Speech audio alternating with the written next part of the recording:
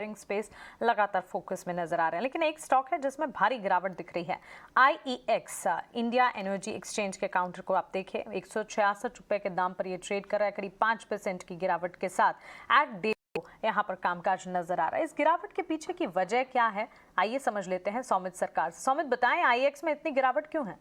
पहले तो अगर आप देखेंगे तो कंपटीशन एक बहुत बड़ा फैक्टर है। बीएससी, आईसीआईसी और पीटीसी मिलके एक थर्ड पावर एक्सचेंज लॉन्च कर रही है जो कभी भी शुरू हो सकती है। इस कारण क्या है कि जो वॉल्यूम्स और टैरिफ पे इसका एक नेगेटिव इम्पैक्ट पड़ सकता है। ऊपर से पीटीसी के अच्छे रिलेशंस है स्टेट इलेक्ट्रिसिटी बोर्ड के साथ, जिसकी वजह से वो ये रिलेशनशिप को लेवरेज कर सकती है, सो दैट वॉल्यूम्स जो है वो ये नए एक्सचेंज की तरफ आ सकती है। और इसी कारण जो आईएक्स का मोनोपोली स्टेटस है अभी भी वो निकल जा सकता है। अब टैरिफ और वॉल्यूम्स पे इसका इम्पैक्ट आएगा। अब टैरिफ्स की अगर हम बात करें तो कंपटीशन के अलावा भी अगर हम देखेंगे तो जो करंट प्राइसेस कंपनी चार्ज कर रही है वो काफ़ी हाई है, जिसकी वजह से कंपनीज की जो प्रॉफिट्स है वो बाकी कंपनी से अगर आप कंपेयर करेंगे पावर इंडस्ट्री में, उसके सामने काफ़ी ज़्यादा है। कंपनी की रिटर्न ऑन इक्विटी जो है वो 50% से ज़्यादा है, जबकि बाकी पावर इंडस्ट्री में जो कंपनीज है वो प्रॉफिट कमाने के लिए भी स्ट्रगल कर रहे हैं। उसके अलावा देखेंगे तो इसके वजह से एक एक्सपेक्टेशन हो गया है कि एक रेगुलेटरी प्रेशर आ सकता है टैरिफ पे, तो ये दूसरा कारण है। तीसरा कारण वॉल्यूम्स में अगर हम देखेंगे तो कंपटीशन के अलावा तो सबसे बड़ा चैलेंज जो है ग्रोथ के लिए वो ये है कि 25 year long power purchase agreements होते हैं और 90% ऑफ जो कॉन्ट्रैक्ट जो होता है वो ये 25 ईयर वाले कॉन्ट्रैक्ट्स में आ जाते हैं। उसके वजह से जो एड्रेसेबल मार्केट होता है किसी भी कंपनी के लिए वो कम हो जाता है, तो ग्रोथ के ऑप्शंस भी इंडियन एनर्जी एक्सचेंज के लिए कम हो जाते हैं। तो ये 3 कारण है जिनकी वजह से हमें ये डाउनफॉल दिख रहा है आईईएक्स में। बट एक पॉजिटिव रीज़न भी आया है और वो ये है कि सीआरसी की जो लेटेस्ट ऑर्डर है वो उसके मुताबिक अगर आप देखेंगे तो जो लॉन्ग ड्यूरेशन कॉन्ट्रैक्ट्स हैं वो भी अब आईईएक्स के एक्सचेंजेस पे ट्रेड हो सकते हैं।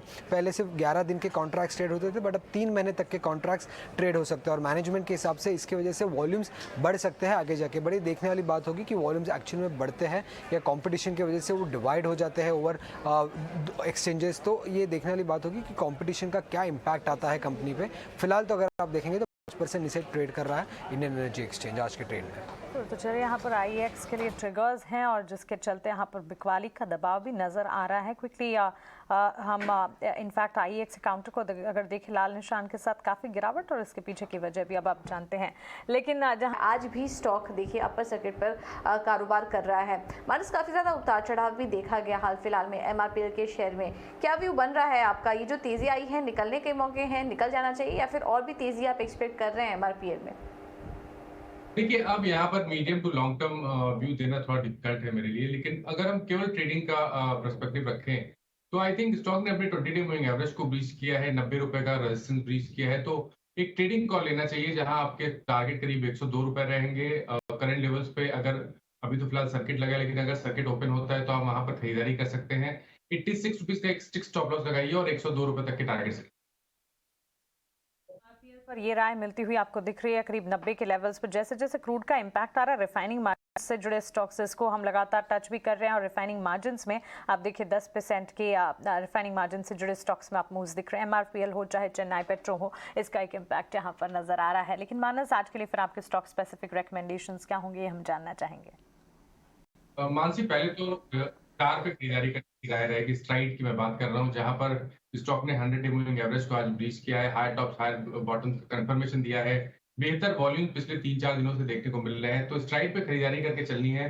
344 का स्टॉप लॉस लगाएं और 375 तक के टारगेट्स देखने को मिल सकते हैं। बिकवाली करनी है चंबल फर्टिलाइजर्स में। देखिए, यहाँ पर एक फ्रेश ब्रेकडाउन देखने को मिला है। 172 रुपए के प्राइस चल रहे हैं। करंट लेवल्स पे भी आप बिकवाली कर सकते हैं।